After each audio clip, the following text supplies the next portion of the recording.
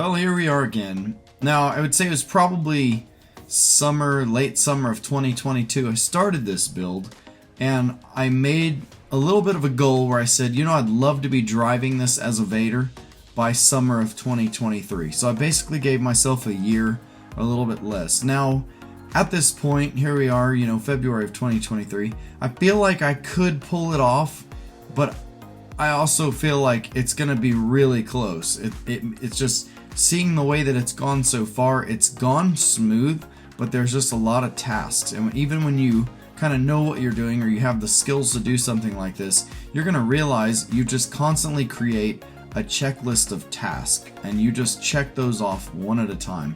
And you have to keep finding those tasks. You say, okay, what's next with this piece? What's next with this one?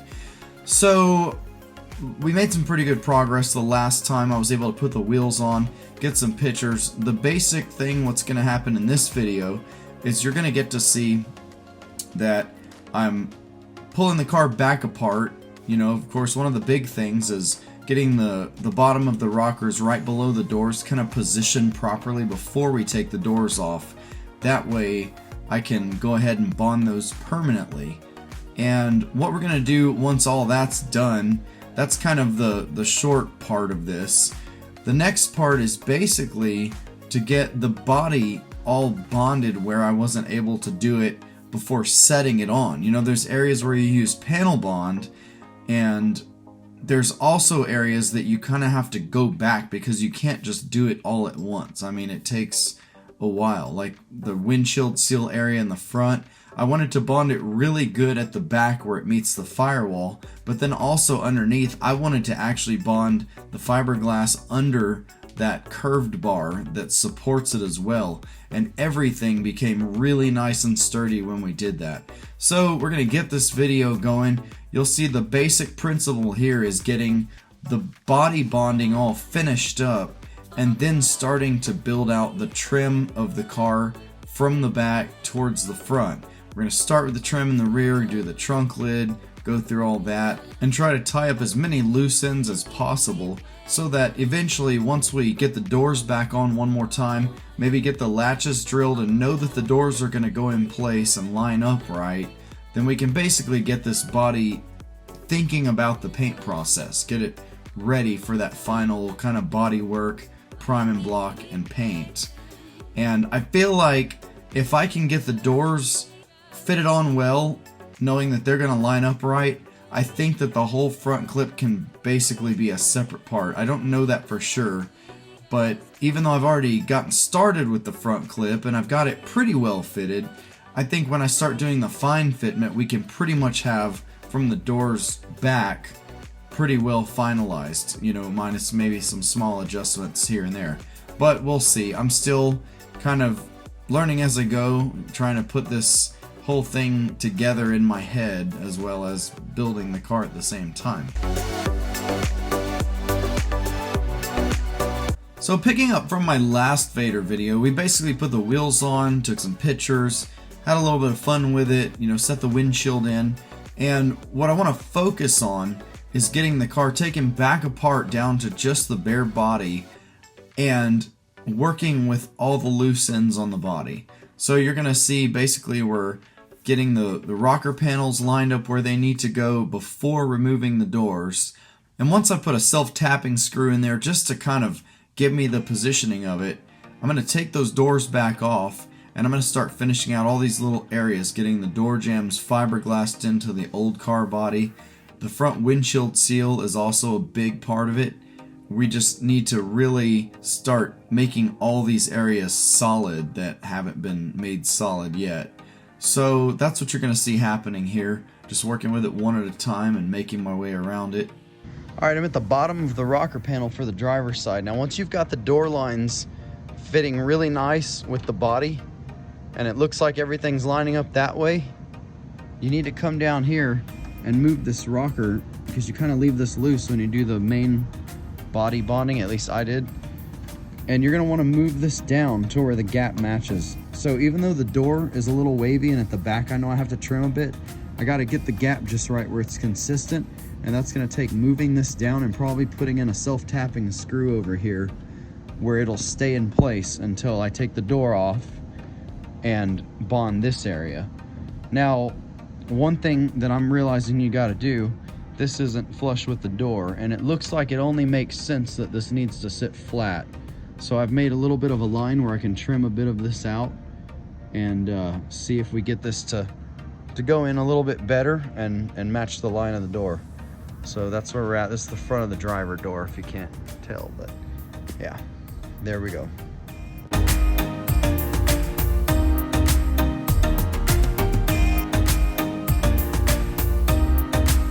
Alright, at this point I wanted to go ahead and cut out the rear window, because when I move this car around my house or whatever, it would be really nice sometimes to see something behind me without having to stick my head out the door. So I figured that's an easy enough task, let's knock it out. Basically, I went around with a tape measure and I left about a 3/4 inch lip around the whole area where the window's going. And since you have so many different changes in the angle or the direction, just take a tape measure and go around, you know, maybe every 4 or 5 inches and make a little mark at about a 3/4 inch. And that's gonna help you. I just traced the line once I had all my marks, and then I cut about as precise as I could. Of course, I finished it off with some 80 grit and some 120 grit sandpaper to, you know, smooth out my lines and my cuts. But it wasn't too bad. And as a matter of fact, if you have a nice hard piece of 80 grit, like an adhesive disc that you can fold in half, that works great. Even a 60 grit, because a lot of times it almost works like a flexible block, you know. You're not just hand sanding where you can keep the lines wavy. When you have a nice piece of sandpaper that's real firm, especially like I said, some 60 or 80 grit, you know, those lower grits are always real thick. That's gonna help you kind of block sand those curves so that it'll knock down the high areas. Of course, you don't want to dig into it too much, but I did it just enough to kind of round out the little corners and make it look like the cut was as good as I could get it. And there wasn't really too much to it, so it was nice to have that window cut out.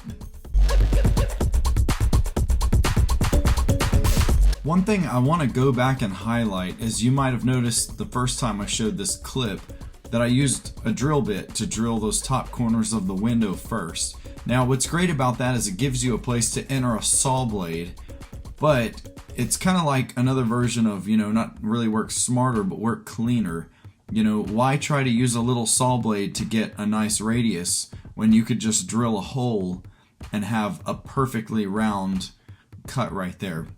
And what's cool about it is you can drill those holes. I think I used probably somewhere around a 3/8 inch drill bit, and you know, you can cut a little bit inside your line, and whenever you go back to sand, you can sand right up to those holes that you had drilled, so you keep your curve, but you can sand off if there's a little bit of a sharp edge, or where you kind of started your cut, it might be a little uneven. So it gives you a little bit of a gauge to see exactly how to sand that little excess off. It just works out great, and I like doing things that way.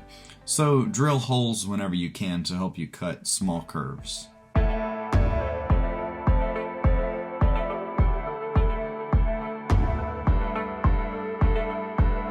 Now, throughout the years that I've worked with fiberglass and metals, whether it's aluminum on aircraft or steel, I've always been a little bit on the fence about how good is the bond really when you're using certain resins on steel or aluminum. You know, how do you sand? You know, a 40 grit, whatever, 36 grit seems to definitely be the best way.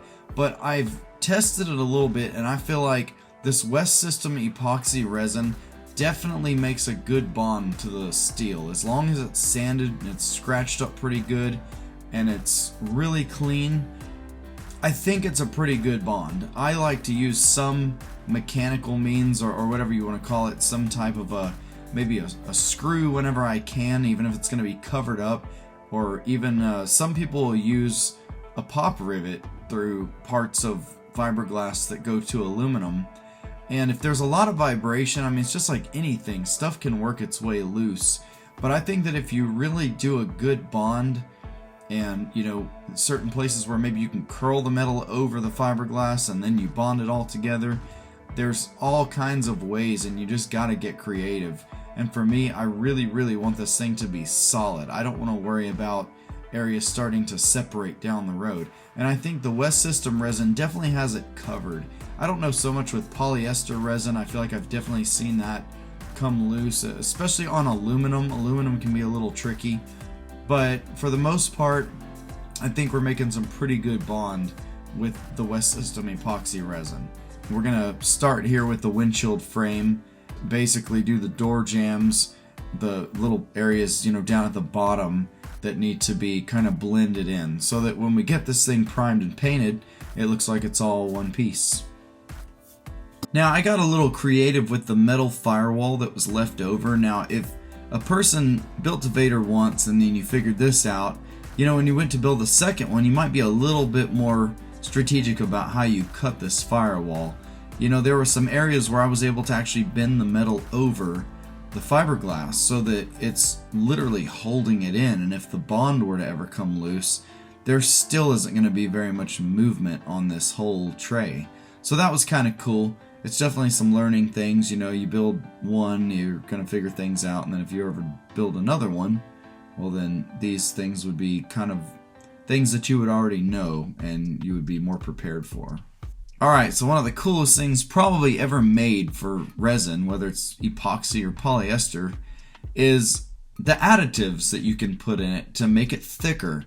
You know, resin is a super strong bonding thing and it dries to be hard as a rock, but how much cooler could it be that you can actually add some cotton flocks in it or some micro glass balloons and thicken the stuff up and get it to actually build a little thicker and do different things. So I want to say I ordered a 5-pound bag of cotton flocking from aircraftspruce.com, and it was probably only 25, I want to say about 30 bucks. And you know, a 5-pound bag goes a long way. You can mix quite a bit of this stuff into a small cup of resin and it'll give you a good bit of putty. So you get it to about a peanut butter consistency, and it's nice and thick. That way it'll hold its position whenever you put it on. In some cases you can make it a little bit thinner if you want to, but it really just depends on the way that you're putting it on and how it needs to set. Overall, I've always loved working with this stuff. I think it's super handy, and it's not completely a structural thing. You know, there's places where if I need to fill but I want it to have more strength, I'm still going to add in some layers of woven cloth. But there's a lot of cases too where just the cotton flocks as a fill putty can do the job just fine.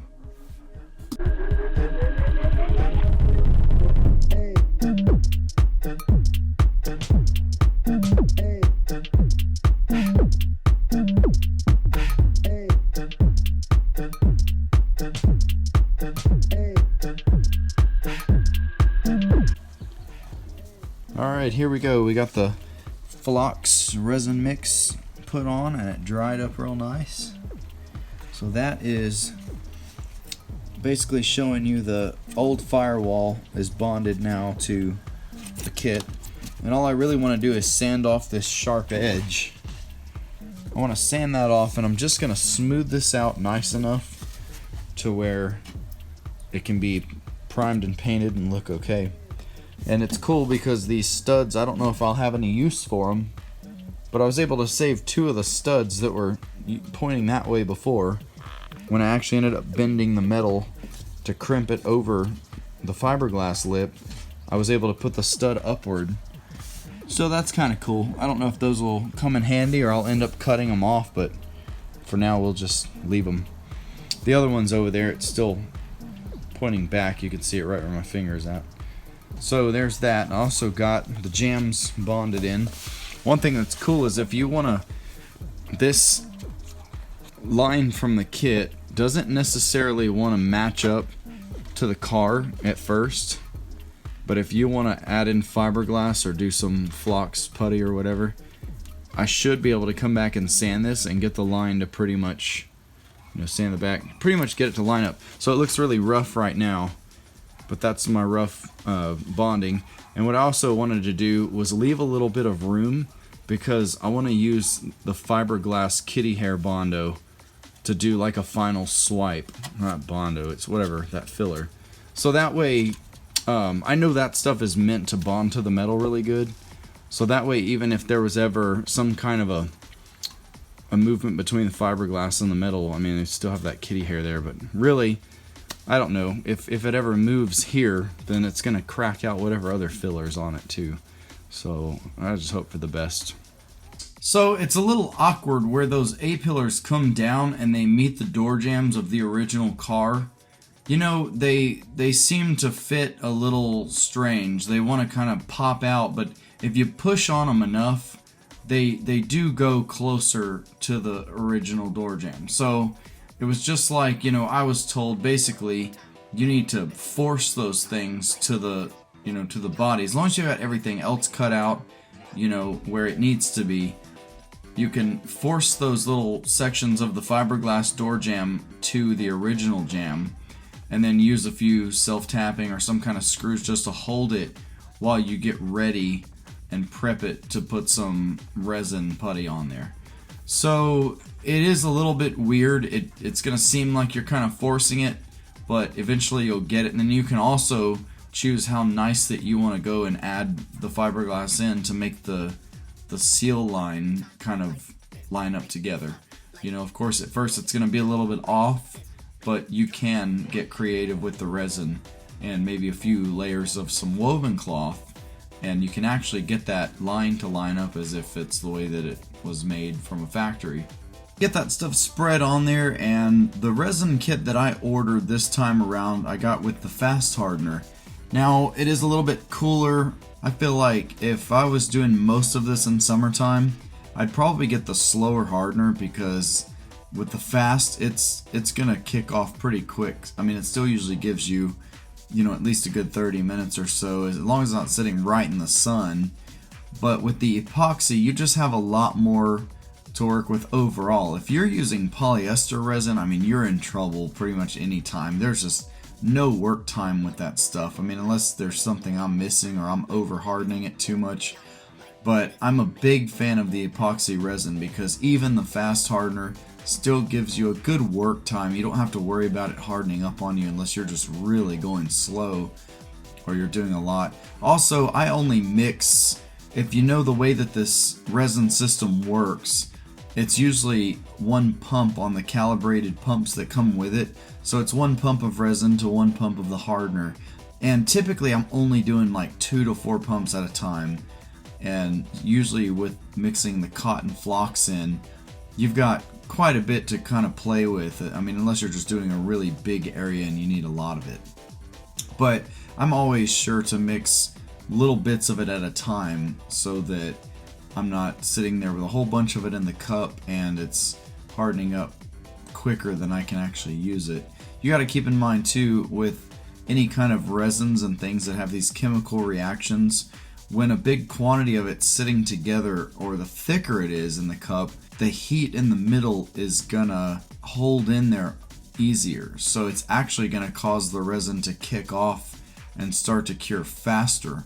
Whereas if you keep things in a more thin type of layer, even whenever you mix Bondo, you can have a thick layer of Bondo sitting on a mixing board and it's gonna harden up a lot quicker than if you've spread a real thin layer of it and it's not holding the heat and trapping that reaction in as hot. So those are just little things I've learned over the years. You know, for me, I'll mix little bits of resin at a time and make sure I can use it up instead of, you know, mixing a thicker, big quantity of it. And I mean, there are times that I do that on purpose. You know, I know that I want it to harden a little quicker, so sometimes I will mix it a little bit fuller in the cup, or I'll mix a small cup so that a small quantity still, you know, fills the cup a little higher. And I'll let it sit there for 10 or 15 minutes, because I know that I go back to the cup and you feel that it's warm, and that resin is actually gonna harden up a lot quicker if you do that. So, you know, these are little tricks of the trade, but overall this stuff gives you a great work time, and it's very easy to work with compared to a polyester that's gonna harden up in a few minutes sometimes, or at least gel. Okay, explanation time. I'm bonding the part, the front of the windshield here, to the little curved bar underneath. Now, what I did here is I mixed up the flocks with the resin, or the flocked cotton, whatever you want to call it. So I made a putty for the epoxy resin, and I'm using this round tipped stir stick. And what you want to do, I don't want to touch it because I've already got it and I'm using the camera, but you can drag it and get a nice little radius in there like that. What I'm gonna probably do is I'm gonna go back and I'm gonna lay some small pieces of woven cloth to where they curl around the bottom of that square tubing. And what that's gonna do is it's gonna let it all bond together with the resin, and then I'm gonna have it like where it basically cradles that square tubing under it. So I just want it to roll over the edge a little. And that's gonna give me a really good peace of mind that as long as my resin is bonded really good to the bottom of this windshield frame, it's not ever gonna come undone from that bar. So that's what I think I'm gonna do. Even this would probably hold pretty good, but I want to go ahead and lay some. I'm gonna try it. I'm gonna try laying some woven cloth, just some real small squares or strips that I'm gonna cut, and see if I can get them to lay around, and I can brush some resin in it and make sure it's nice and solid. So we'll see how that goes. But I went all the way across the bottom, all the way around to the other side. Okay, you're gonna have your flocks putty first. And then you can see that I came back and laid fiberglass over the outside because I wanted it to wrap around. And if you look further out there, I know it's not focusing very well, but you can see where the glass wraps around the bottom of that bar. And then that way I know it's never going anywhere. It kind of wraps around it like a claw. Over here, when you get ready to start putting your putty in, hold on, let me grab this spreader. I had a Bondo spreader that I cut down to about an inch and a half wide. You could probably do it a little skinnier. But what you want to do is put some of that flocks putty really thick on the tip of this spreader, and you can see a gap up there. There's a gap between, well, you can't really see it from this angle, but there's a gap between the bar and the fiberglass body. So what you want to do is take this spreader and you want to put it up kind of straight first, probably like that, okay, and you're gonna push it in where you get it way up in that gap. Then you're gonna take it, put some more on, and go up from underneath where you're pushing into the channel now. So once you get that filled, that's when you can come back with that curved stirring stick I showed you earlier and get that nice round radius. So those are basically the steps I took to do this. It's push the flocks up in there, round the radius, and then come back on the outside and put a couple layers of woven cloth. And I think that's going to hold pretty tight. This isn't a perfect job, but of course it's kind of hard to get up under there. And even though it looks like my glass is a little dry right here, I'm not too concerned about it. I've got 2 layers and it's still soaked in pretty good. It's just not as perfectly saturated as it could be. But for the most part, I think it's going to hold up pretty nice.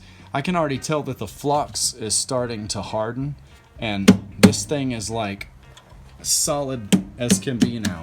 Like there's no more wiggling even. It's not even fully cured, but it's like the car was built that way from a factory. So I think it's going to come out pretty strong, and we'll be glad to get this part out of the way. When you're using some kind of resin putty, it's definitely important that you're spreading it on and you're trying to get it as smooth as you can. Some places are impossible or very difficult to do a really clean job, but just remember, the rougher it is, the more difficulty you're going to have sanding this stuff down. So the smoother you can get it definitely makes the sanding process a little bit quicker, and it's just like everything else. You get better at it over time. You know, at first it takes a while to learn to spread this flocks putty and actually get a nice layout, but after time practicing with it, you get the touch for it, and it should get better as you do it. Alright, so we've got a lot of glass and resin work going on today. Now this is the passenger side, just the rough bit. I'm still going to go back and fill in these little divots and or whatever. It's going to look nicer. I just need to go back and finish working it. This is really just rough cut. So that's where we bond the body into the factory chassis of the G35. Now up here you can get this pretty close. I'm still going to come and fine tune it a little bit, but that way it all runs together. It's a little thick in some places, so I'll shave it down, but we get that line to run together. And then back here in the back, on the passenger side, it's actually really close, and I was able to hammer this just a little bit. I don't want to bend this too much. I want it to stay pretty straight, but I hammered it a little just to kind of meet in the middle. And then I'm going to add a little bit of glass back to here to get this to meet up nice, and I'll probably come back and grind the outer area down. Now the other side, driver's side, was a little bit worse because I don't know if the kit was just a little off. Everything seemed to line up good, like measurement wise. Everywhere else it lined up great. Oh, and here's the other side. So everything else lined up great except down here we had a much bigger gap, so I wasn't sure. I mean, I couldn't get it, even though it could have gone a little bit more here. It just didn't seem like it wanted to, so things were just a little bit weird with that. So what I'm doing on this side is I'm making a slight adjustment. I cut up enough to where we can pull this in and still make it kind of fluid. And I'm going to end up putting a screw or a rivet somewhere in here that'll allow this to hold nice and aligned with that. And then once it does, it's just more of a gradual.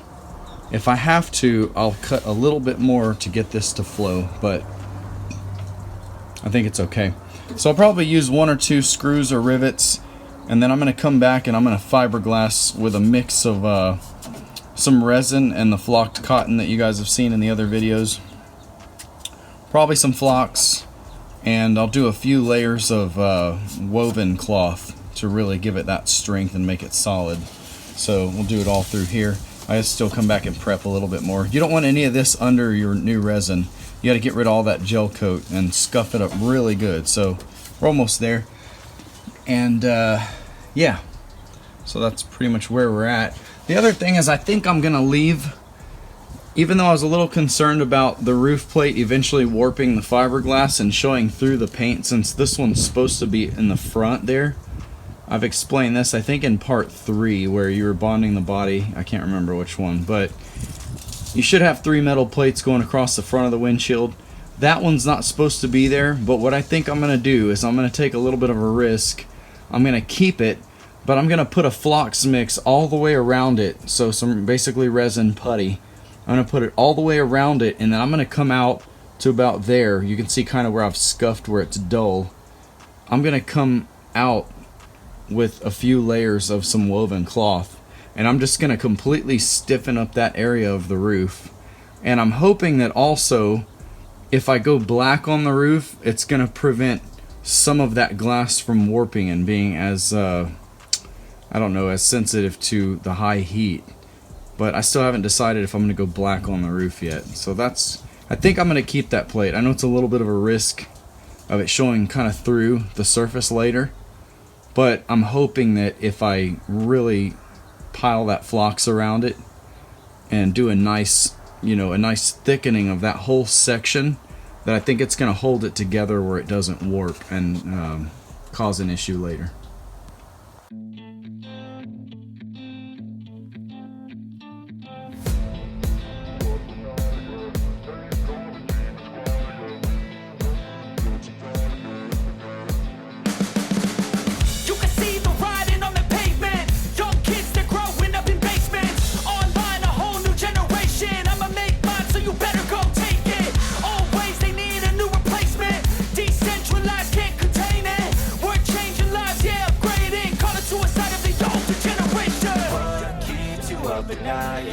Make all the demons quiet, yeah. We were built to thrive, yeah. I think that we. So I feel like anytime you have really cool things, it's always going to come with some kind of a price, whether you're just paying a lot of money for it, or look at all the different cool cuts and angles on this Vaydor body. That comes with a price. Now, given that you have these neat little cuts and indentions in certain places, there are a few areas where water could easily build up. And I don't like the idea of that. So I figured I want to come up with a way to put in some little drain tubes, hook the system all together with maybe some rubber hose underneath, so that if water happens to end up in these little V'd areas, that it's going to drain out and end up outside of the car where it belongs instead of sitting on the top and possibly falling into the interior. I took some copper tube and flared one side. It's a little piece. It's 1/4 inch. And what I want to do is any of these low points where water could potentially build up, like I think I want to make a lip seal, or at least, you know, make like a, probably all the way around, some kind of a lip that turns up. That way if water ends up anywhere, it'll run down. And I'm thinking this will be kind of a cool idea. I haven't seen this, but I'm drilling a hole and I'm countersinking with the little, you know, countersink bit. And what I want to do is get that flare to sit down in the hole, and then I'm going to fiberglass over it. Maybe 1 or 2 little layers, like a patch in here. And when I fiberglass over it, I'll just drill the hole back out. That way the water runs into the little funnel. And I have some rubber tubing that fits this perfectly that I would run and route it outside somewhere. So any low points on the car where the water might build up, I want them to drain. And I'm also thinking about doing it back here on the exterior, but I haven't committed to that yet because I'm putting holes in the outside of the body. Even though I could fiberglass them back up, I don't want to drill them just yet. I feel like I'm more concerned about the water that's going to sit in here if it were to get some water. I mean, I don't know. I'd kind of want to be able to wash it without worrying about it, and then, you know, not let it sit in the rain or anything like that. But yeah, so I thought this would be kind of cool, just moisture, even dew, if it kind of builds up, you know. So we're gonna try this, see how it works. Goal you control and the steps you take them. I try to pick one thought, have some concentration, and if I make a mistake, it's called education. I try to do this every day, call it replication. Wake up, today's gonna be a good day. Wake up, today's gonna be a good day. Wake up, today's gonna be a good day. Wake up, today's gonna be a good. Alright, I think I'm pretty happy with the way these came out. I've got my little flared copper tubes sticking through the body of the trunk area, and they came out pretty good. They're just countersunk in there. There was enough fiberglass to have, you know, plenty of thickness even after countersinking. So I've got 1, 2, and then a third one over on the left side. So if water runs down in here, I'm gonna have hoses connected to them and it'll drain out. I'm actually really happy with that. I mean, it's kind of like a, I guess some cars, you know, with a sunroof system, you have that like kind of drainage tubes that come down out of the back of the car. So kind of like that. I think it's a cool idea. I might do it to these, even though they're going to be outside. It'll just be those small little holes. And also, if you do this, you're going to want to fiberglass, like I said earlier. Put a few layers, you know, at least probably 2 over it, and allow it to overlap into that flare. So when you drill the hole, you want the water to run off some fiberglass straight into that hole, so there's no chance of it getting behind the copper and leaking. Wake up, today's gonna be a good day. Wake up, today's gonna be a good day. Wake up, today's gonna be a good day. Wake up, really gonna rise to the sun. Step 2, get some good, some food in you. Now this idea seems to be working out pretty good, but one thing you got to really make sure is that you leave your little tubes long enough to where you can go inside first, you know, scuff the underneath of the body with some 40 grit, and you're going to want to take some of your resin putty that you've mixed and put it around these tubes from the inside as well.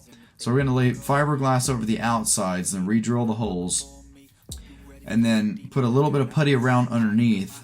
That way it really stabilizes these things, and if you happen to catch it with your shirt at one point, you know, you don't want to be able to like hit these tubes and break them or loosen them very easily, because then you're just going to have leaks if the fiberglass on top cracks. So it's going to be really wise to throw some putty underneath there and build a little mound around the tube. That way it's holding it in there nice and strong. Need a taste and my mind starts peeling. I don't pace myself, I grind on kneeling. Got lust for change, I just... To finish this little system out, you just want to get the right size hose. In my case, I'm using 1/4 inch tubing, so it's probably going to be something like a 1/4 inch inside diameter rubber hose and some small hose clamps, and then a maybe some tees from the plumbing section at the hardware store, and you know, put these things together and just find a way to route it out the back of the car so that any water that drains here is gonna end up outside. Alright, so the basic idea for this rear diffuser, you're gonna have to do some trimming to even get it to fit on. It comes with a lot of extra fiberglass. You're gonna have to trim the area at the bottom of the body where the diffuser goes around, and you'll see if you get underneath there and look, it's gonna be hitting right where those little curves are at the bottom of the body.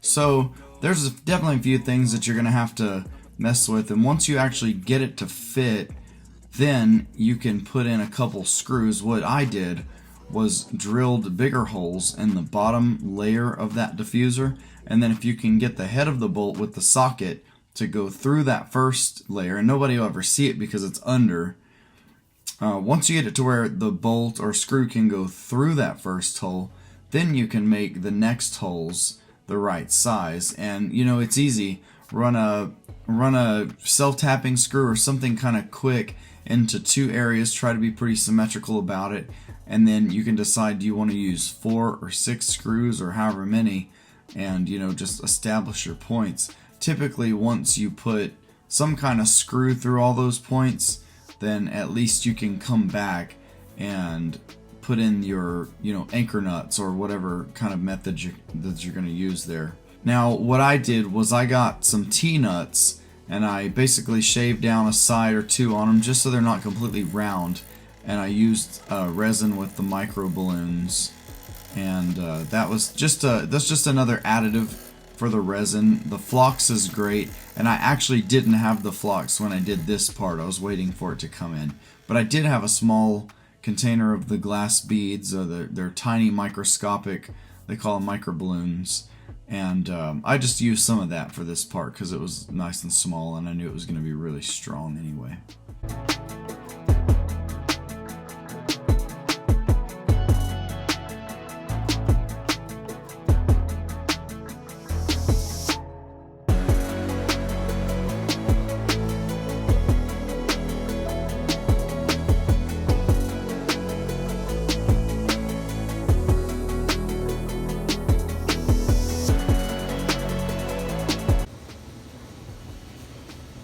Alright, here's the explanation for how we're going to attach this rear diffuser to the bottom of the car in the rear.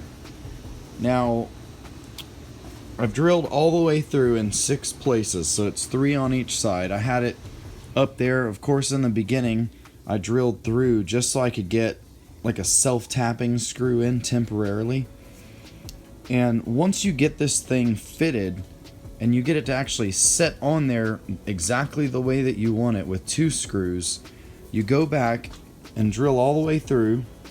You want to go through both layers of this and then up through the bottom of the body, so you're going through 3 layers of material. Now what's going to happen is there's 3 screws on each side, or bolts. I don't know exactly how to attach the center part yet. I'm thinking there's a way that people do it, I just haven't really looked for it. But for now, I want to get these T-nuts installed so that I know those are good, and I'll figure this out later. Now what we're going to do on the actual car is where these T-nuts install. You can see I've already drilled out the holes to fit. So there's 3 of them. Now what I want to do is I'm going to install them from inside here. I'm going to take the grinder and I'm going to flatten off maybe 2 sides of this. Not make it completely a square, just enough to where when I get the resin putty smeared all around it, it's going to hold this thing in place, and if that bolt were to ever rust in there and I had to put some impact on it, I don't want this thing to be as likely to spin in the resin. Now the resin will hold it pretty strong, but if you flatten a couple of these sides off, it's going to make it even better. And one thing too is when you have resin putty that goes through those 3 little holes, that's also a way of stabilizing it from rotating, but it's going to be a lot better to flatten off the sides, as I'm saying. So this is going to end up installing in the top. Now one little detail, when you actually press this in, I wish I had a little bit more light here, but we'll make it work. Now when you press this through, you can see under here that it protrudes a little bit from the bottom. What I want to do is I want to push this up to where it's actually going to be flush with the bottom here. And the reason I want to do that is I don't want it to dig into that panel. I'd like it to be, you know, at least about like this, so the threads are in there.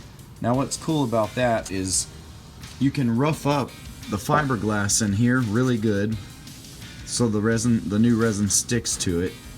And you want to smear some putty in here, and it's going to go between basically the T-nut, and then it's going to go over it. So when I start putting my resin putty in there, there's going to be some putty up under it, up under the flange, and it's going to go over it. So you're going to basically have a nice little pile of the resin putty in here, and it's going to hold this T-nut in place. And then to finish it off, let's say we've got the resin putty smeared in there. Alright, when I get it exactly the way I want it from the inside, I'm going to come back and I'm going to put the bolt in while the resin is drying. And that's going to allow you to look at it and make any final adjustments side to side as far as how that T-nut is setting in there. So you can look at it side to side this way, make sure it's exactly where you want it, and you can even angle it so that it's coming out about as straight as it can. And that way whenever the resin hardens up, you don't have to worry about any of your T-nuts being installed all crooked or anything like that. It's not ever going to be perfect, but you just want to get it as best you can. So that's how I'm going to attach these 6 bolts, and I think it's going to be pretty good.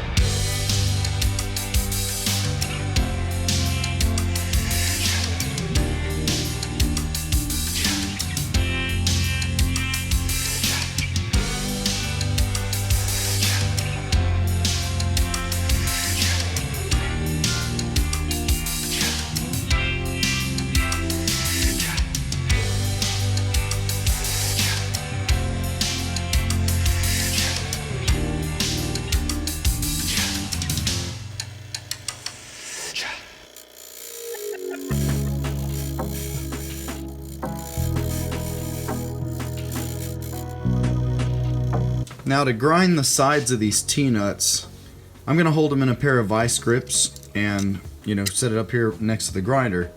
But one thing you can do while you've got the vice grips holding it is you can very slightly warp this barrel just enough to where it almost turns into like a self-locking fastener. You don't want to do that too much, but you can do it to that point where when you get the bolt in there, basically it'll be tight on its own so that you don't have to worry about these bolts ever coming loose and falling out. A lot of aircraft are built that way. They're built with self-locking anchor nuts, and that's also kind of a cool thing you can do. Now you don't want to do this in a place where you're going to be trying to finger turn something, but since this is the lower diffuser, I know I can get my drill on it. This is something that I'm going to do. I'm just going to very slightly warp the barrel so that it turns into a bit of a locking fastener. And it's really, I'm not even going to do it that tight. I'm just going to do it to where the bolt won't want to turn on its own from vibration.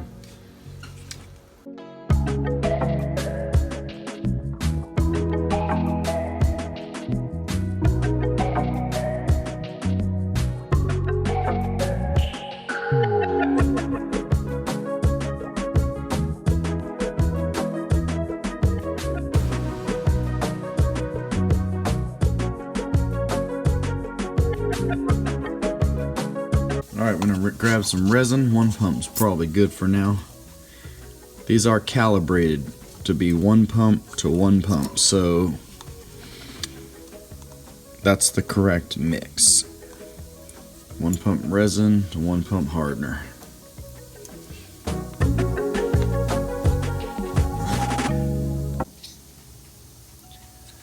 Okay, what I've got going on here is I'm going to mix my resin. I've already put the hardener in it. I'm going to stir it up. But what I've got over here is micro balloons. Now this is more of a structural kind of thing. It could be used on aircraft. I believe it's used for some structural repairs. I can't really remember. I used to do more aircraft stuff. Anyway, micro balloons is basically just that. It's like microscopic little glass balloons, and it's a very lightweight filler to make a nice resin putty. Now I've already ordered a bag of the cotton flocking. It's just the cheaper version of this, and it's a little bit more fluffy. But until that comes in, I'm just going to use this stuff. Like I said, it's a little bit more expensive, but it's only going to take me a couple teaspoons. I'll mix it into the resin, and that's going to allow me to make like a peanut butter consistency putty to get these T-nuts bonded to the body.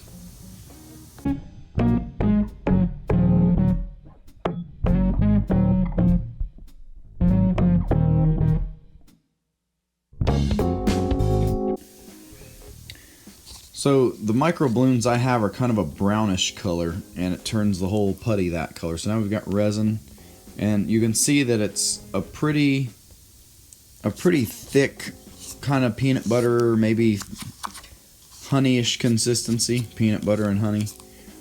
I want to say with the flocks I can usually get it a little bit thicker where it won't really run as much, but this should work for what I'm trying to do. If not, I'll add a little bit more to it.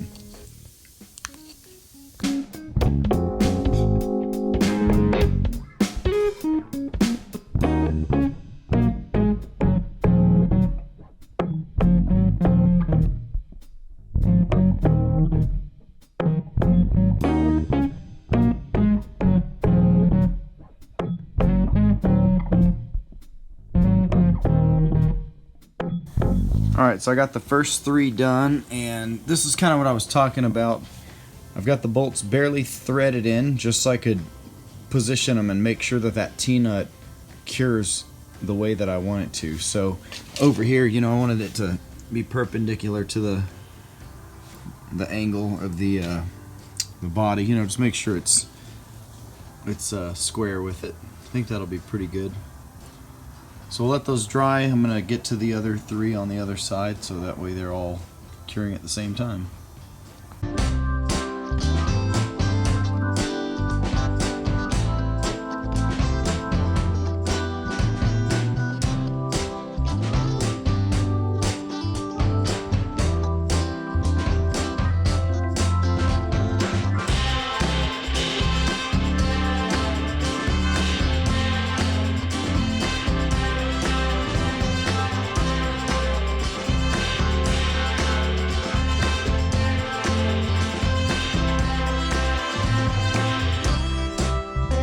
Now I know you can use the factory G35 taillights, but mine were pretty messed up. There were broken studs, there were things missing off them. I was just kind of like, okay, I want a nice new set, and I ordered these really cool looking ones off eBay that I found. They have like the dark smoke lenses, or they're mostly black. They just look a lot cooler. I really liked them. Now one thing you're gonna have to do is you are gonna have to pull the wiring harness bundle off of your old tail lights, and there's actually a lot of stuff that you use. These aren't really set up from the factory for you to just plug them into the factory harness. You're actually using the wiring from your old tail lights and some of the bulbs and whatnot to go in there, the ones that aren't LED anyway. So it's not too bad. That was pretty simple. Once you get out the little instructions and look at it, it was pretty straightforward. But the new tail lights definitely look a lot better, and I'm glad that I got those. I will say getting the taillights to fit was no easy task. You're going to want to kind of set them in about where you think that they should go. There's a little area, if you look at some of the Vaydor pictures online of people who are building theirs, there's like that little squarish rectangular area where the lights curl around on each side. You're going to have to cut some of that out to get them to fit, but also the studs coming out of the lights are at some bit of an awkward angle in reference or in, you know, relation to the body kit itself. So it's going to really seem like some of those studs you're going to have to drill at quite an angle to get the light to slide in properly. But it takes a little bit. I think if you do the left or right side, whichever one you do first, the second side is going to be a little bit easier because you're going to see the struggles with that first side that you did. So it's not impossible, of course, but this was a little bit of a tricky task. So just take your time with it. And remember, if you make the holes in the wrong place and you know how to do fiberglass work, you can always go back and patch them up and try again, or you can, you know, kind of repair where you may have drilled a little bit too big. But yeah, I tried to be careful with it, and I eventually got them to work where I wanted them to go. Working tail lights. Pretty awesome.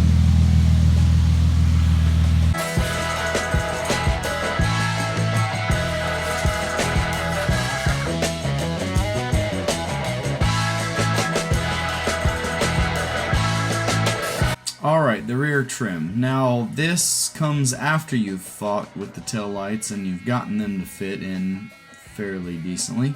When you first trim a lot of these parts, you know, the factory for the Vaydor kit does give you these little scratched lines, or at least they did on my kit. I've been able to see those if you look in the light just right. There's little scratched lines on almost every part where they scribed it in, and I think that's where they basically want to give you at least a starting point for the trimming. Now, you don't just follow that line and call it done, but there's a lot of places I found where I see that line, I can cut pretty close to it and then end up with just a little bit more trimming that I have to do to get what I need. So there's a lot to cut off these parts, and once you get it to where you can start fitting them on, you just got to take it one step at a time. I did the tail lights, and then I did the centerpiece to get it centered exactly where I wanted it, and then I fitted those little smaller pieces that go below the tail lights. And this was a pain. I'm gonna say this was no easy task, and it took me a while. I had to actually go back and add a little bit more glass or some resin flocks to fill in a gap or two here and there after they were trimmed, just because of the way the parts are molded.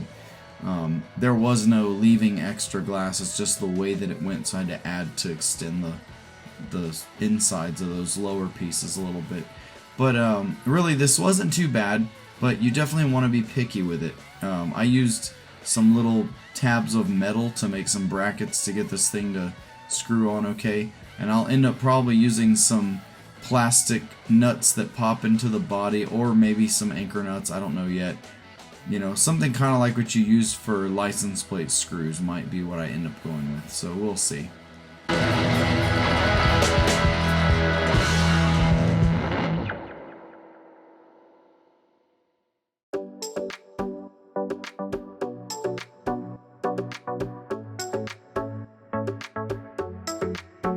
Now this kit comes with a little fiberglass fuel filler bucket, and what I've seen most people are doing is they're installing it under the rear of the body, right behind the trunk, and then you put your fuel tube in there. You know, of course you're going to have to take it off before you start messing with the body, and, you know, cover up the hose on your gas tank so you're not throwing sparks in there or anything. Don't forget about that.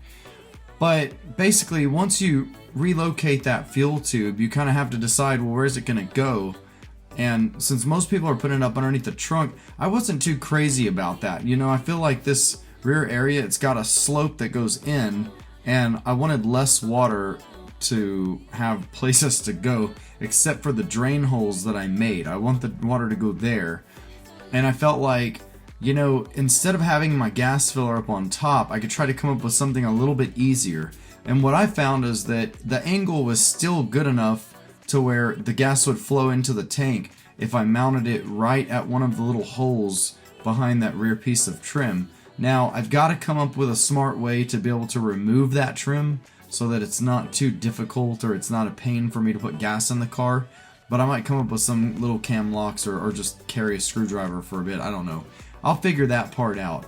But I found that it was pretty easy to make that hole back there. And basically what you need to do is take the rubber gasket off of your factory fuel neck. Like, once you cut it free, you need to leave some tubing on it. And I ordered some, I believe it was 1-inch inside diameter fuel hose, and you need to make sure that it's rated for fuel or else you'll cause a mess. So ordered some fuel hose, and when you fasten that to the gas tank, you bring it out to the back, of course up through the trunk floor. And that was pretty easy to relocate when I realized I was going to do it this way. you separate that little rubber gasket from the fuel filler neck or whatever it is that holds the cap. And once you get a hole that'll fit that rubber gasket, that fuel filler section will pop right into it. It's fairly easy to install it this way.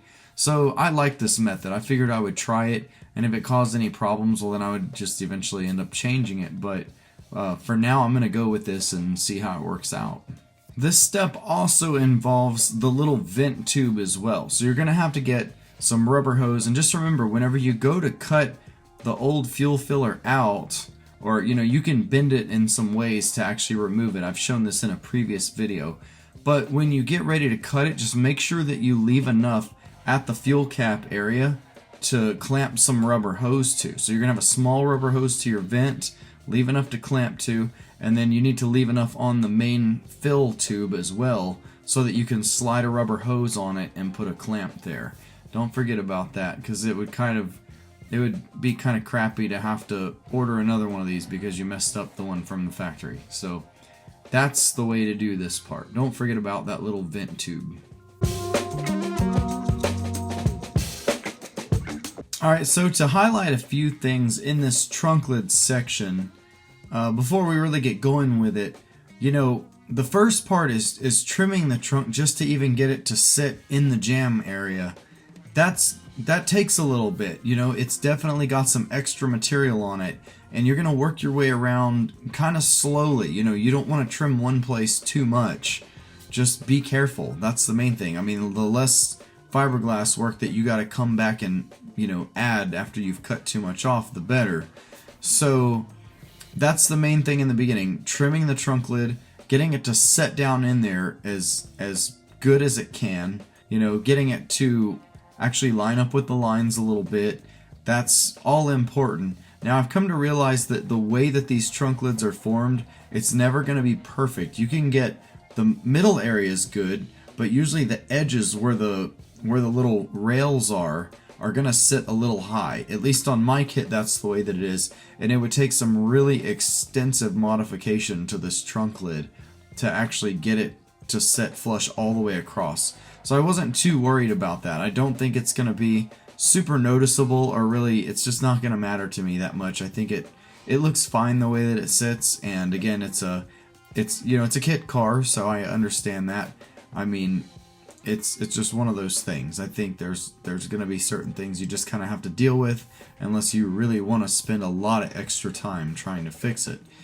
Now, one of the other things I'm going to highlight in this section is half of my trunk lid seemed like it was put together very quick and not very thoroughly. It was thicker on one side because this trunk lid is built from an inside half and an outside half, or the shell, and basically they go in with the resin putty and they end up bonding the two pieces together after they're molded.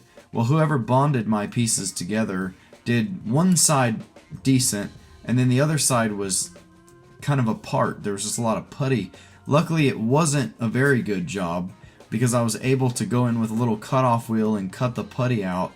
And once I shaved enough, I was able to get that side of the lid to close. So you're going to see that. I did a little bit of a highlighting video for that part where I basically had to rebuild a corner of the trunk lid, or basically kind of rebond it. And that's a little bit of a pain, but I feel like it's just one of those things you had to deal with. I think the trunk lid out of all my parts was probably one of the worst. The rest of them, they're in pretty good shape. There's bubbles under the gel coat and stuff here and there. You're going to sand through and you're going to end up having to fill them. It's just part of building a fiberglass car. Also, the trunk actuator. I decided instead of using the latch from the car, it'd be kind of cool to have an electric actuator on it. And I already had this thing sitting around. I think my actuator was a 8 or a 10-inch stroke. I can't remember exactly which one that I used. I feel like I could use a longer one. I would like the trunk to open a little bit higher, but after I welded the bar into the trunk, I got it all set up, and I felt like, well, I can deal with that later. If I want to get a longer actuator, I can readjust the position of where the pieces go. At least the bottom piece I can. As far as the trunk lid itself, there's another section in here where I cut the inside of the trunk out so I could mount a metal thread plate inside the trunk lid and then refiberglass it. Because where the actuator attaches to the trunk, I want a really good solid point there instead of just screws going into fiberglass. That wouldn't last very long. So there's a lot of little highlights in this next section, and we're going to cover a lot, but I feel like there were some pretty important things that had to be addressed.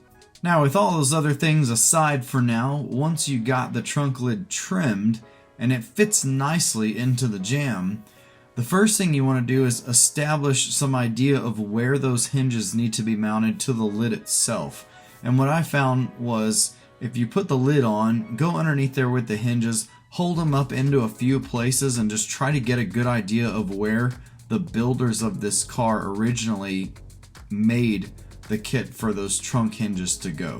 And you can kind of see about where they should sit. You know, you can pretty much tell, would this be too far forward? Would this be too far back? You know, there's a pretty good idea of where you can get those hinges to sit.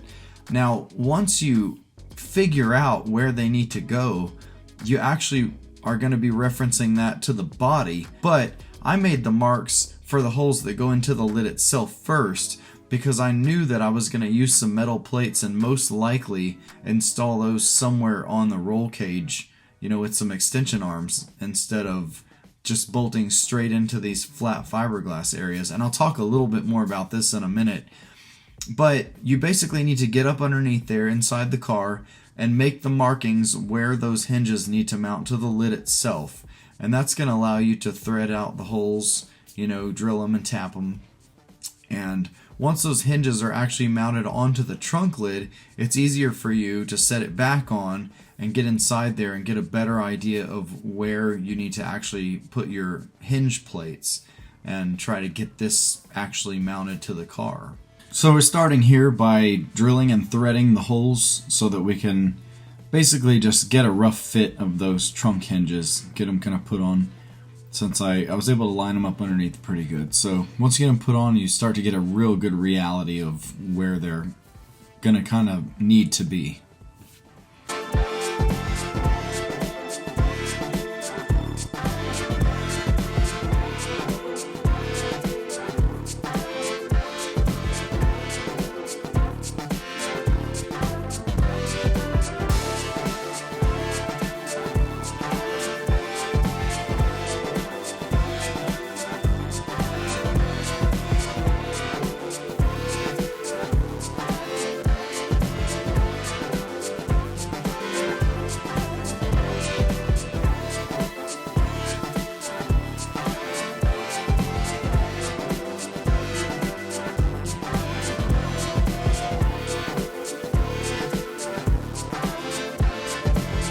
This is where I'm using some 1/8 inch, and I'm building my actual plates that are going to hold the hinges.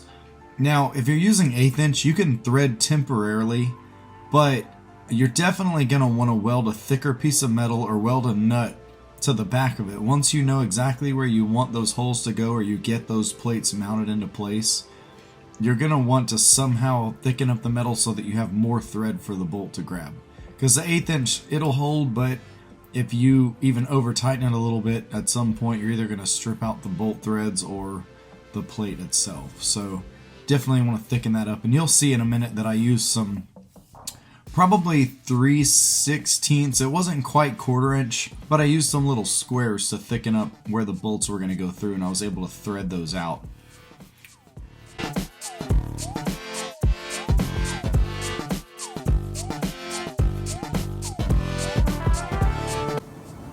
Okay, one thing I kind of wanted to point out on here is, even though the fiberglass is pretty good on these things, it's just not going to be perfectly symmetrical. You know, there's just things that can't be perfect. Now, if you look at right where my finger is, that's where the trunk mounts, typically.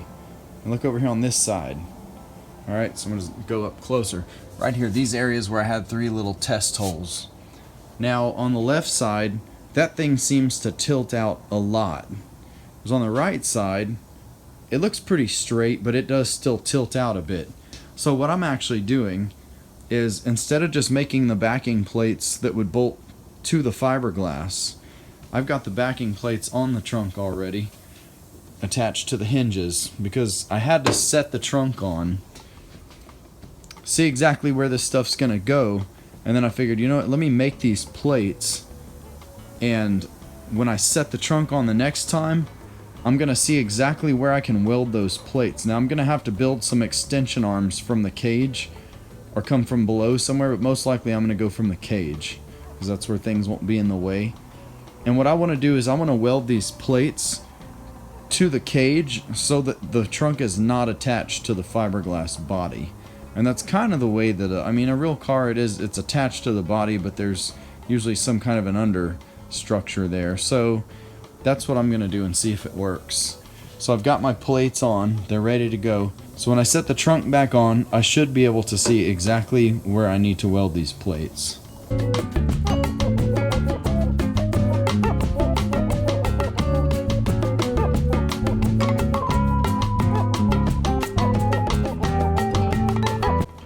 Alright, here's one of my plates I made for the trunk hinge. Now, I used some 1/8 inch thick steel and rounded it off real nice. Now, here's the thing. I want the threads to be able to engage more, so I welded some little squares to the back. I want to say that's like some 3/16 or whatever. It's something a little bit less than 1/4. But basically, welded those little things on so that this plate isn't so thick and I was able to work with it a little easier. But now that I know exactly where the holes were going to go, I wanted to thicken them up a bit. So there it is. Let's see if we can get this trunk mounted.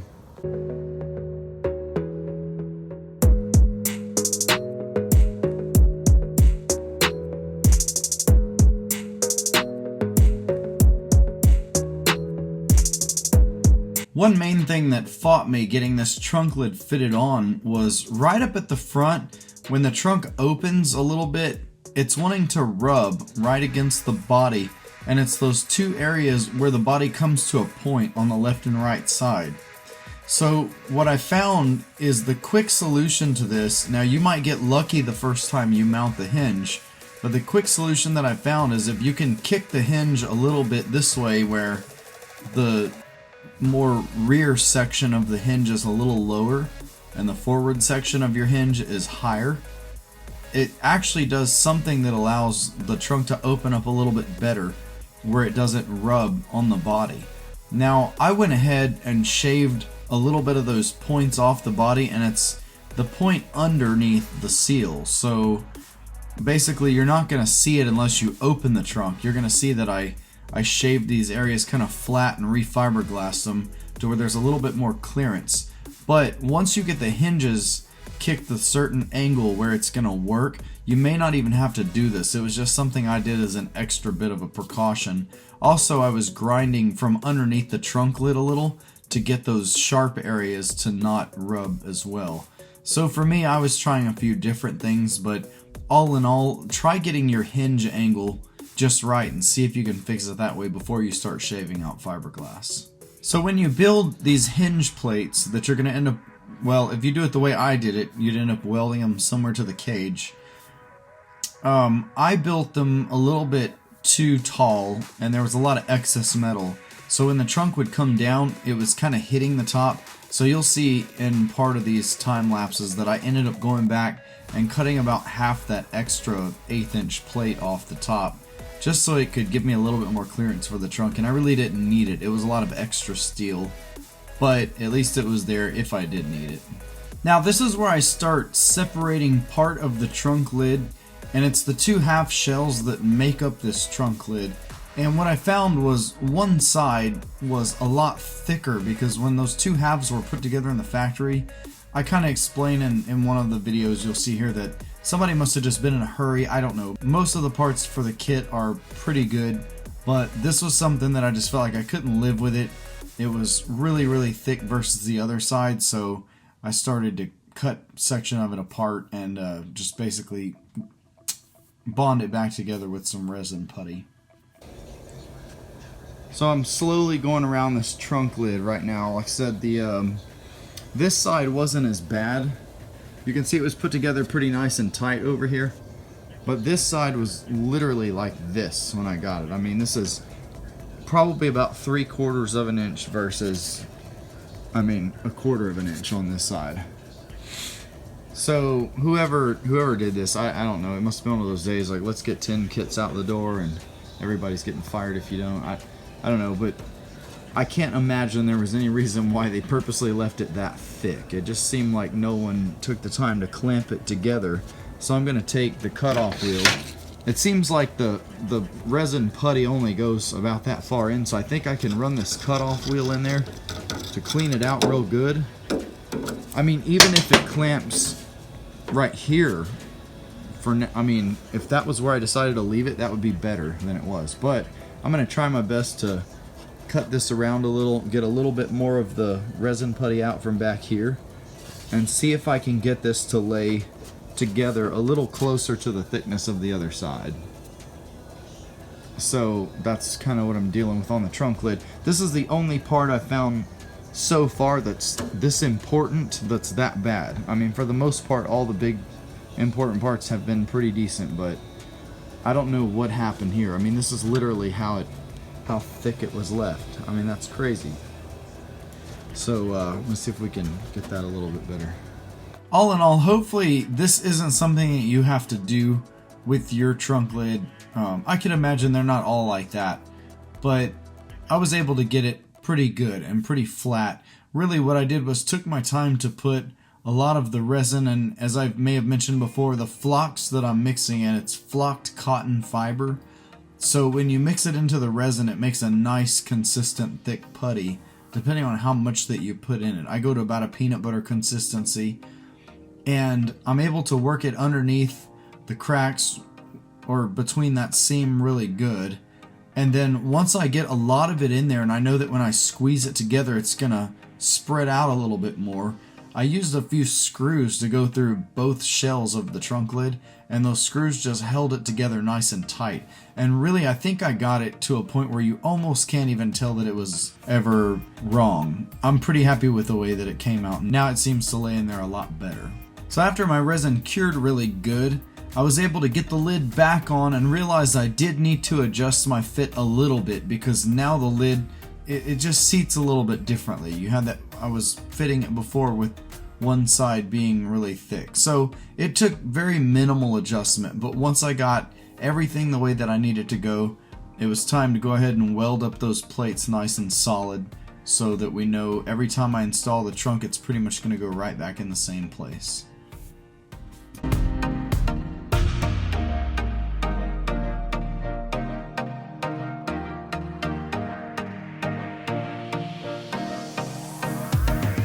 Now I love projects like this, you know, something you can do kind of quick.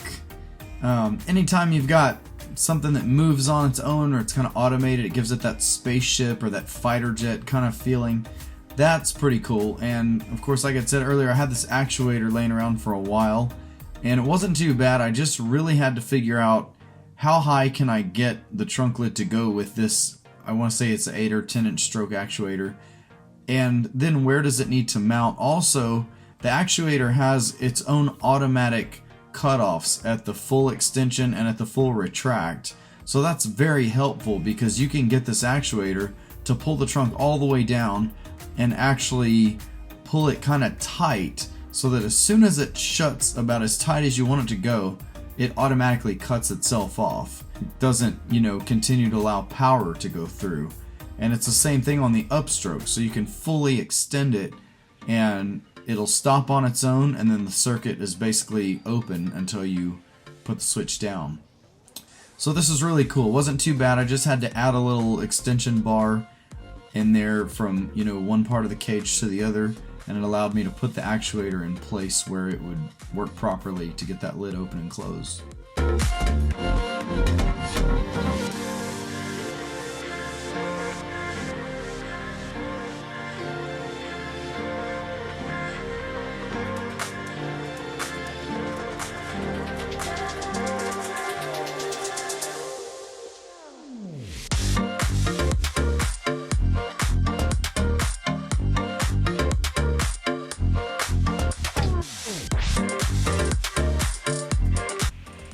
Okay, so all it really took to get the actuator mounted, these aren't the best welds here either, pay no attention, was once I figured out about where I wanted it to go on the trunk lid, I mounted that piece temporarily with some kind of self-tapping or, you know, roofing screws or whatever, just something that would hold it in there good.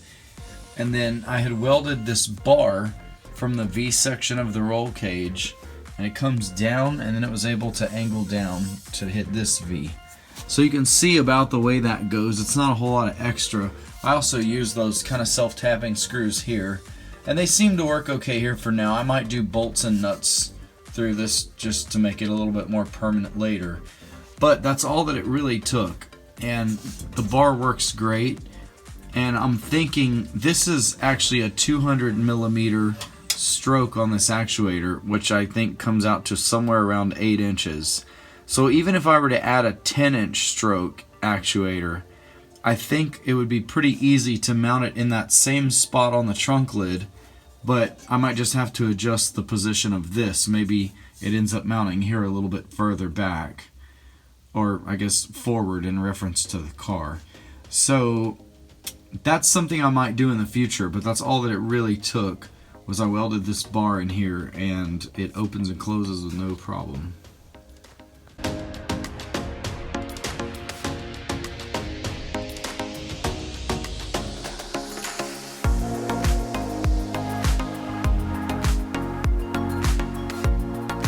So once I have the actuator mounted and I know that the trunk is going to open and close where I want it to, I want to install a metal plate inside the trunk lid, because at this point I only had screws temporarily going into the fiberglass, and you know, over the long term that's just not going to be a very good thing to keep there. I mean, sure, it's fairly strong, but when it's going to be open and closed, especially because I want to put a little bit of a pulling load against that trunk lid so that it shuts nice and tight, I wanted to have a metal steel plate inside the lid, basically embedded in there, so that it's pulling against the cured fiberglass, but it's bolted to the steel plate. Now, this is done in some parts of the kit automatically, like the roof wing, and you know, in the doors you've got plates where the hinges are gonna screw on. But I did it here because I knew now where it needed to go. And I do things a little bit to the extreme. You'll see that sometimes. I mean, I could have just easily cut a big hole, mounted a plate in there, and just smeared some glass or some putty back over it. But what I did was I cut out the hole to where I could keep the ones that I already made. Basically, the bolt holes would stay in the same place. And I wanted to install a metal plate inside there that was a little bit too long, so that way it actually overlapped the rectangle hole that I cut. And if for some reason my repair ever failed, which it's not gonna, because that resin sticks, it's very good at bonding to itself, but I'm just always kind of thinking outside the box. I wanted to have it where that metal plate was pulling against some of the original fiberglass of the trunk lid and not just against what I end up bonding back together. So I made the plate a little bit long, but once I got it to set in there, I was able to tell that it was going to work. You know, I threaded the holes, and I was able to put my original fiberglass piece from the trunk lid right back where it came from and make a nice little bonding seam so that it all goes back as close to possible where it came from, and that way I didn't have to worry about the trunk being out of adjustment or anything like that once it cured. Alright, so what I've got going on here is this is that little bracket for the actuator to pin through, and I wanted to create a really solid point with, you know, fitting it on. You can use some little, like, some tapping screws. These are ones for like a roof, but the coarse thread worked really well to allow me to just put this bracket on and know exactly where I needed it to go. Now, I kept the same old piece with the holes. All I did was upsize them. And what I'm going to do is I'm going to take these back out. I have the little metal plate in here, but you can see before I pull that out, you're going to want to get these bolts in there where you can position this old piece. And you can see I've beveled both sides so that I'm going to put some of that fiberglass resin putty, the flocks, basically I'm going to smear it on top, and you get good surface area for your repair when you V-groove it out like that. So let me take this apart really quick. And the metal plate that I made is just some, I want to say it's quarter or a little bit thicker. It was a piece from one of my foundation repair shims. Those things are nice and thick. And I've already threaded it, so that way it's just ready to go. And the main purpose of doing all this now is that I want these holes to end up as close to the original location as they were, so that when I put this bracket back on, I've already fitted all this, and I know that it's going to open and close exactly the way it did before. And I even made a little mark where the pin goes, so I know, you know, the pin goes forward, boom. Same thing on here. So there's my little plate. I went ahead and threaded it out, and these are bolts came from the car. There's a lot of really nice hardware that you get when you take a car apart, so save all those bolts, because you can't, I mean, it would be expensive to just go to, you know, hardware store and try to get really nice flange bolts like the ones that come factory with a car. So that's what it is. It's a plate. I'm gonna smear some flocks in there. I'm gonna make a nice big pile of it, and I'm gonna set this plate in. Then I'm gonna put it all together, and hopefully it'll be squeezing up between the cracks. And when I get the plate together, I'm gonna get it positioned all just in place. Probably use a vice grip to hold the bolts so that it stays exactly where I want it. And we'll let the resin flocks dry. And it should be exactly where I need it when all said and done.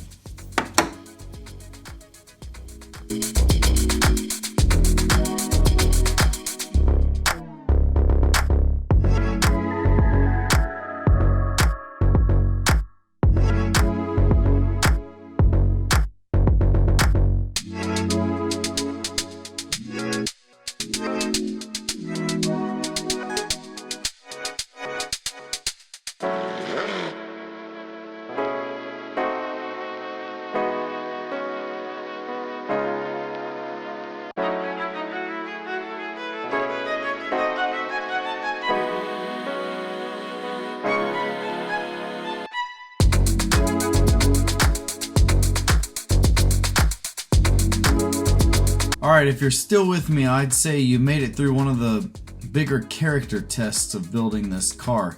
Going from just a separate trunk lid to actually getting the hinge plates mounted, getting it swinging properly, the actuator, and then the plate embedded inside. It was a lot of work, and I did spend quite a bit of time and detail getting it to work the way that I wanted it. Now it's time to have some fun getting ready for primer.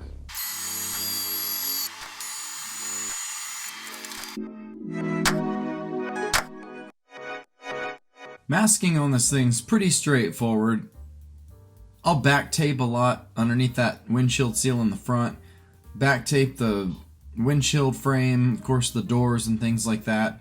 The trunk area, it's pretty much what you're doing through the whole thing. Even the holes that I made in the back, I'm sticking tape on the back of it, and it works out great. And then once you back tape it really good, use some good sturdy, I always recommend that 3M bright green colored tape.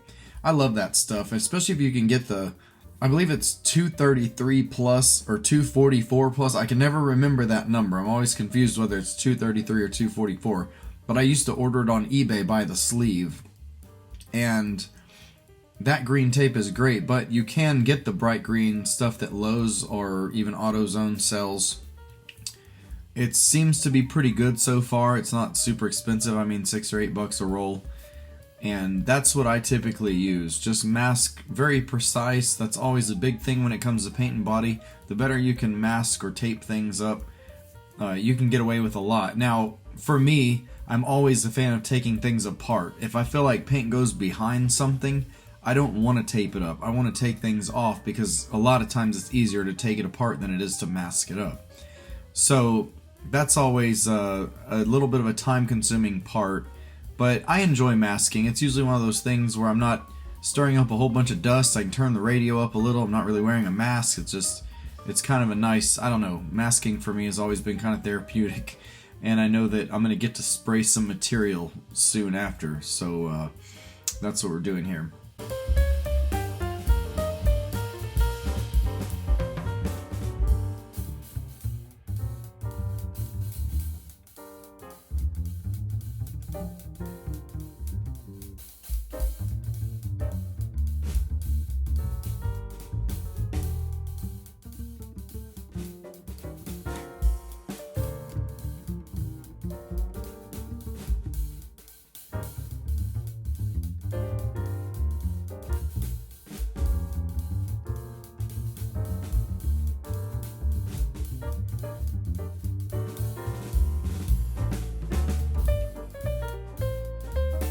one thing that you're gonna see is I used black spray paint as a guide coat. Now you can buy powdered guide coat, and I actually have some, but mine's been in my tool cart for years, and it just ends up being more of a mess than anything because it accidentally gets knocked over. So take a can of spray paint, typically an opposite color. So if you have the white gel coat on the car or a gray primer, and you want to kind of monitor where you've sanded, you could take a black can of spray paint. I use the satin black Krylon, and you want to move super fast. Just dust it really quick. You just want a quick poof of it so that it gives you some little black splatters all over the surface. You're going to end up with a real cloudy look, and if you go too thick, it's going to make it harder to sand because spray paint's really bad about gumming up your sandpaper. But if you're sanding with 80 or 120 or 180, it's not a big deal. Just try to move super quick. Don't let it get good coverage anywhere. Just put the little splatters on there. And as you sand, it takes some good thorough sanding to get rid of all that black speckle spray paint. So it works great as a guide coat, and this to me has been a very good method for kind of seeing where I've sanded and knowing how much that I have left to go.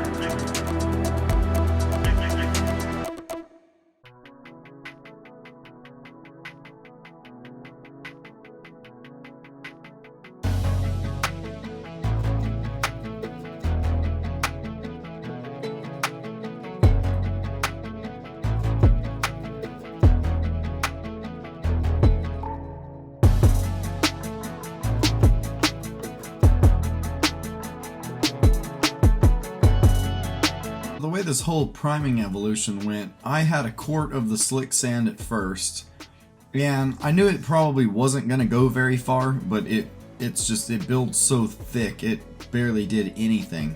I ended up priming the front section of the shell basically, and the rest of the body I just had to order a gallon of it, and I was told you probably want to get 3 or 4 gallons of this stuff. But I was like, oh, it's okay, I'll just grab a quart, see how far it goes. So I was able to get the gallon pretty quick, but I did go back and actually sand the quart that I had put on.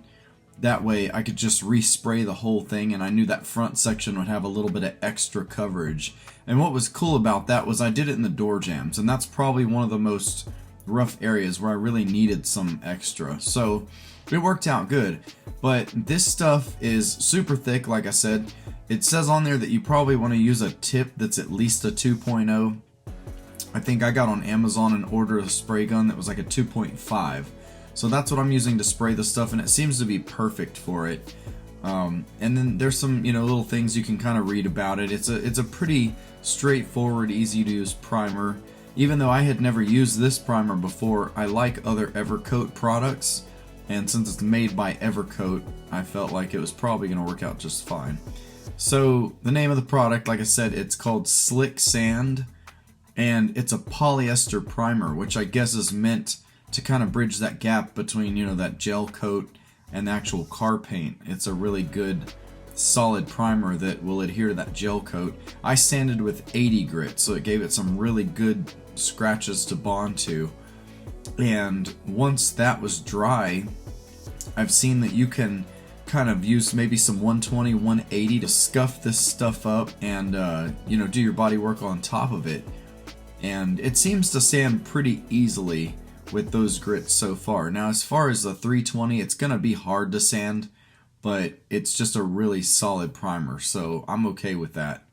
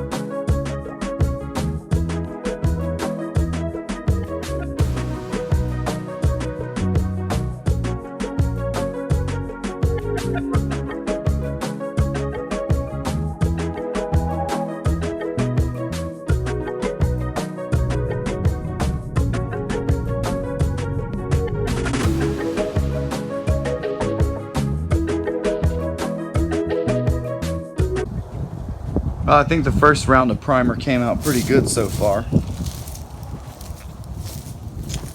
Not bad. I fixed some of the stuff before I did it, but for the most part I'm going to do body work kind of on top of this because apparently nothing really sticks good to that gel coat, but this helps. So it's nice to put a layer over the whole thing. See how everything looks so far.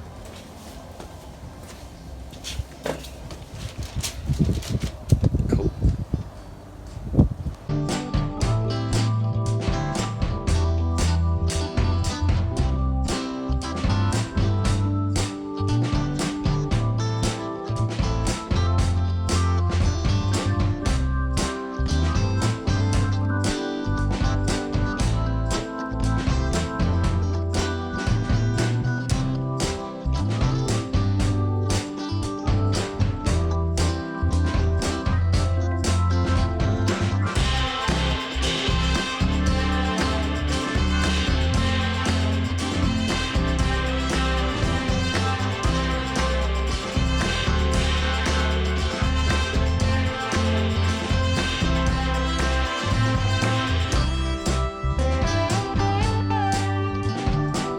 So that first round of primer on the body went pretty good, and you know, I was ready for a little bit of a change from all the sanding and all the dirty stuff. I just decided, you know, there's a few parts on the back that are pretty much ready. Let's put some paint on, and even if I end up respraying them for whatever reason, I wanted to see how they were going to come out. So I went ahead and painted that rear diffuser and one of the pieces that goes on the rear trim. And I'm using Carbon Flash Metallic. It's a Corvette black, has a really nice metallic in it. I like that one, so I feel like all my trim pieces aren't just going to be jet black. They're going to be kind of a dark metallic, and just makes it a little bit different. I like having that flake in there. So that was pretty cool.